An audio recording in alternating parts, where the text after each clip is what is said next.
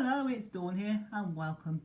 And today we're going to be continuing with our series on painting with our watercolour pencils, but on different surfaces. If you joined me yesterday, you will have seen me painting on a thin cartridge paper, while by complete contrast, we're going to use mount board, or in the USA, I believe you call it museum board. Please excuse me if I got that wrong.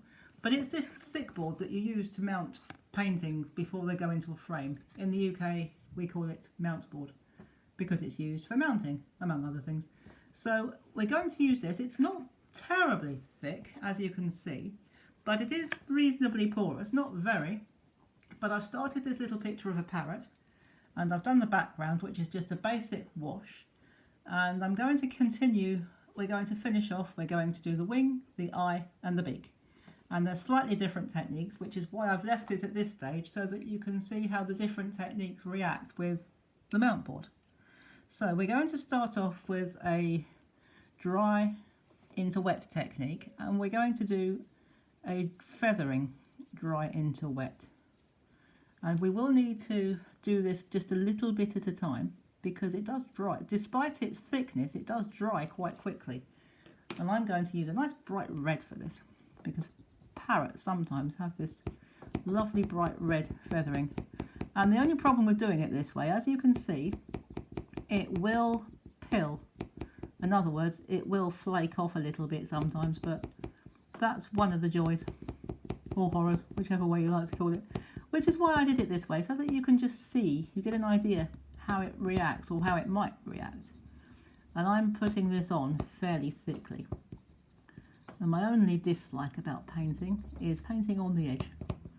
But once we've got that bit out of the way, the rest is pure joy. So we've done that. Well, I don't really dislike it, it's just sometimes a bit of a nuisance. But anyway, we've got that out of the way now, but you can see this lovely texture coming through as we paint. And I am pressing quite hard with my nice bright red pencil here. And if that does happen, it's not a real problem, just pick it off and push it out of the way. It can be an inconvenience, but if you're going to do something that needs fine detail, I wouldn't advise or recommend using this type of surface, because it might ruin it. As you can see the texture here coming through, and we're just going to carry on doing this right up to the end of this wing, and I'll do it as quickly as I can.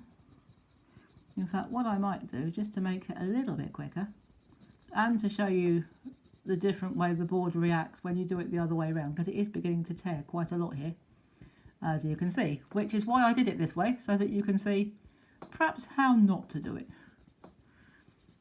And so we're going to carry on, not in this method, but we're going to carry on with our feathering. But from here on, what I'm going to do, I'm going to do dry feathering just up to the top of this wing here.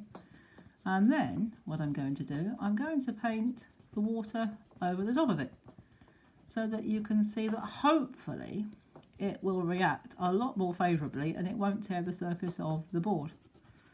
So we're just going to quickly finish this wing. I'm not doing it as carefully as I would have done.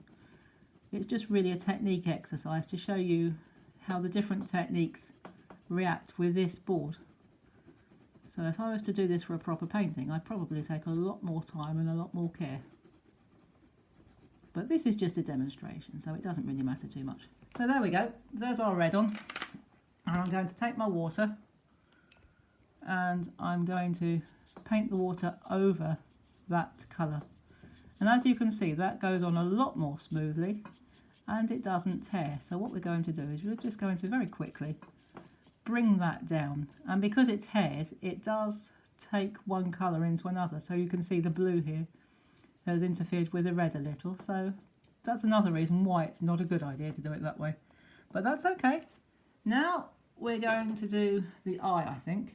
And parrots quite often have bright, lovely eyes. They're really bright. And so we're going to give him, this is just a dry pencil, dry onto dry.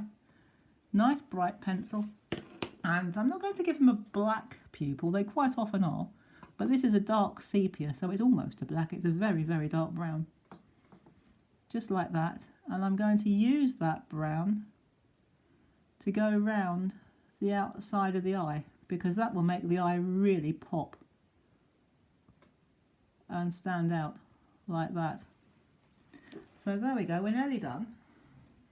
And then I'm just going to use this same bright yellow to finish off the beak. So we're just going to do that, and again I think we'll probably do this dry on dry. And just a basic shading, I think. We don't need anything too fussy or too particular. So we're just going to finish off this, oops, that is not what is meant to happen. Never mind.